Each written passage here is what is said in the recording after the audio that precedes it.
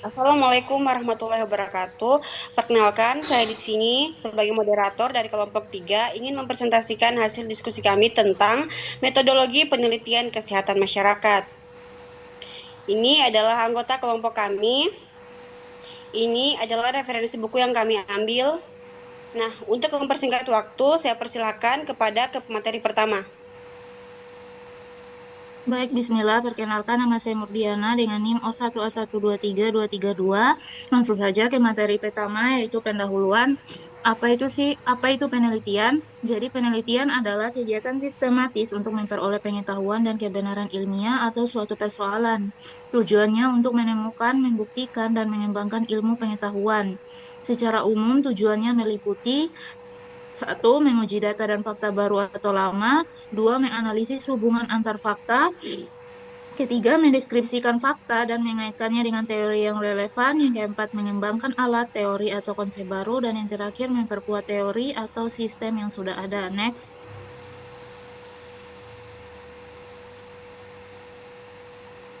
Selanjutnya, pada metode ilmiah, yaitu ada dua tahap. Yang pertama, kriteria metode ilmiah. Satu, berdasarkan fakta, bukan praduga. Yang kedua, mencegah prasangka dan bersifat objektif. Yang ketiga, dilakukan analisis untuk menemukan penyebab. Dan yang terakhir, menggunakan hipotesis. Selanjutnya, tahapan metode ilmiah yang menyangkut satu, identifikasi dan pemilihan masalah, dua, perumusan tujuan penelitian, tiga, studi literatur, empat, perumusan konsep dan hipotesis penelitian. Selanjutnya ada perumusan metode penelitian, pengumpulan data, pengolahan dan analisis data, dan terakhir itu penyusunan laporan. Next.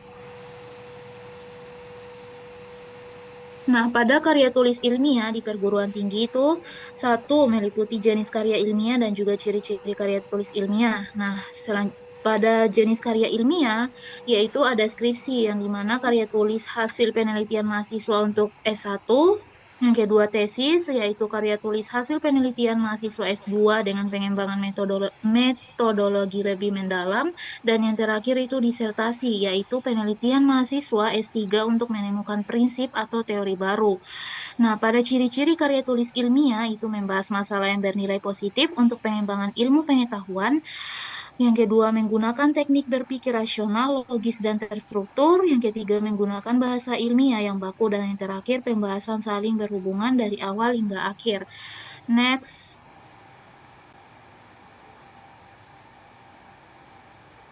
Baik, perkenalkan nama saya Irna Mandasari dengan NIM O1A1230334. Di sini saya akan melanjutkan materi jenis-jenis penelitian. Ada dua, yaitu berdasarkan tujuan dan berdasarkan pendekatan. Nah, untuk berdasarkan tujuan itu ada eksplorasi, yaitu menemukan ilmu atau masalah baru. Yang kedua ada pengembangan, yaitu mengembangkan hasil penelitian sebelum verifikasi, yaitu menguji kebenaran suatu ilmu. Nah, untuk berdasarkan pendekatan itu ada pendekatan kuantitatif, yaitu mengukur variabel secara cermat untuk menghasilkan kesimpulan yang dapat digeneralisasi.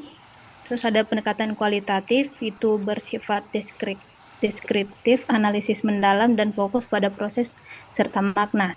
Terus terakhir itu pengembangan atau developmental, yaitu meneliti perusahaan individu dalam kurun waktu tertentu.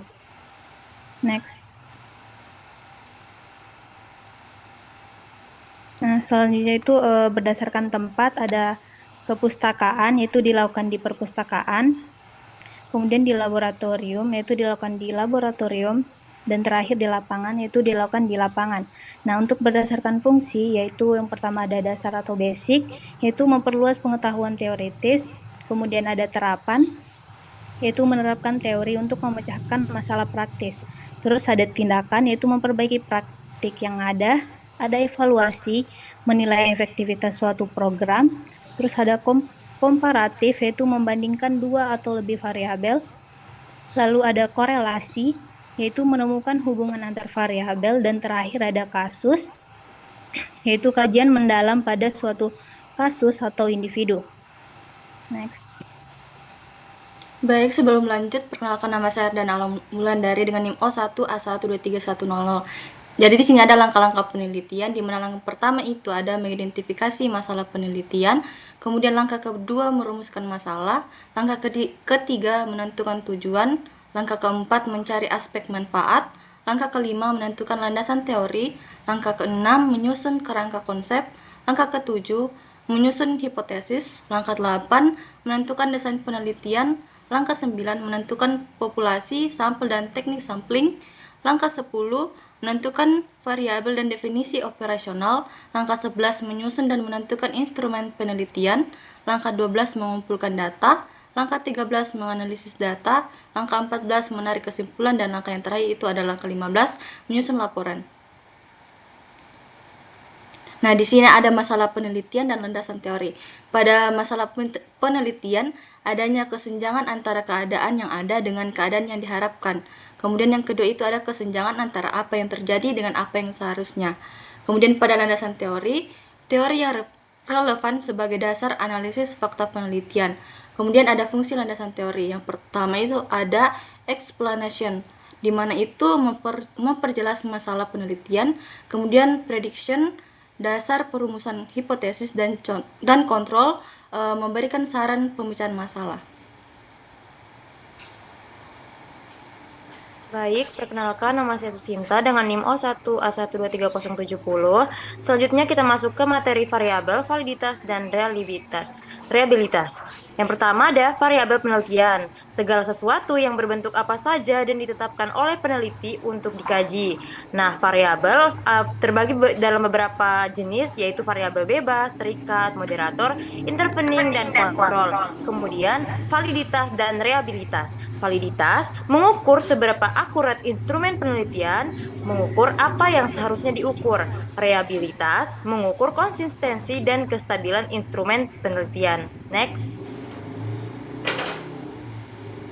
Kemudian ada populasi dan sampel. Yang pertama populasi, keseluruhan objek atau individu yang memiliki karakteristik tertentu dan menjadi perhatian peneliti untuk dipelajari.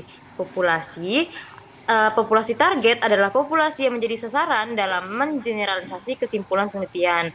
Terakhir ada sampel, bagian dari populasi yang diambil untuk diuji dan diteliti. Sampel yang tidak harus representatif, yaitu setiap anggota populasi memiliki peluang yang sama untuk dipilih.